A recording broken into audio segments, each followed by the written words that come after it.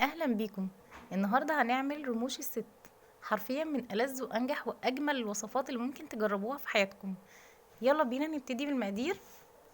معايا هنا اول خطوه هنعمل الشربات او السيرب. معايا كوبايه من السكر، هنزل عليها بكوبايتين من الميه،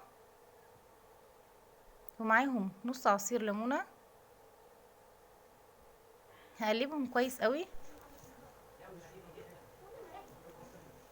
هحطهم على النار لمده 5 دقايق. في الوقت ده هجهز عجينه الرموش.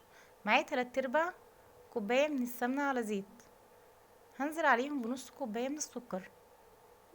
هقلبهم كويس قوي قوي بالمضرب السلك او المضرب الكهرباء، الاتنين هيدونا نفس النتيجة. المهم ان احنا نوصل للقوام اللي انتوا شايفينه قدامكم ده، بيتضاعف حجمه، بيكون هش بالطريقة دي ولونه بيبقى ابيض. في الوقت ده هننزل ببياض بيضة وبيضة كاملة، ومعاهم رشة من الفانيليا، وهنقلبهم كويس قوي لحد لما يندمجوا جوه بعض. في الوقت ده هننزل بالسميد او الدقيق البسبوسة او السيمولينا.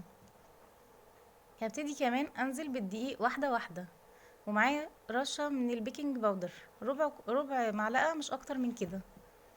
وهنزل بالدقيق بشكل تدريجي لحد لما تتجمع العجينة. وهسيب لكم ان شاء الله المكونات كلها في صندوق الوصف. احنا كده بنلم العجينة مش بنعجنها، هي كده جميلة. يلا بينا نعمل اختبار كمان.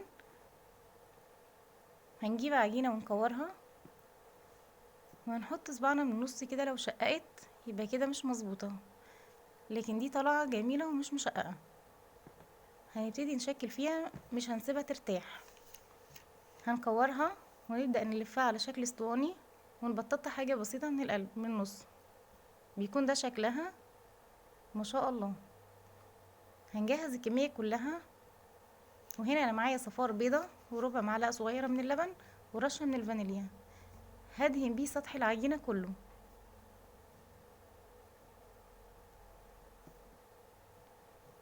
وبكده عملنا الكمية اللي معانا كلها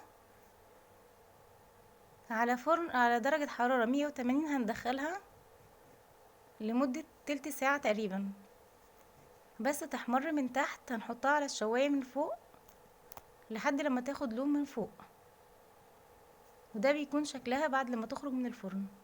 هننزل عليها الشربات او السيرب بتاعنا، بيكون دافي، والرموش بتكون سخنة جدا. هنغطيها لمدة تلت ساعة ونبدأ نقدمها. وده شكلها في النهاية ما شاء الله طالعة ممتازة،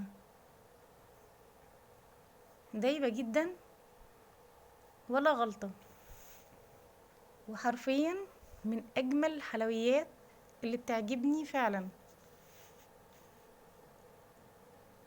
والف هنا. ما تنسوش الاشتراك في القناة واللايك والشير.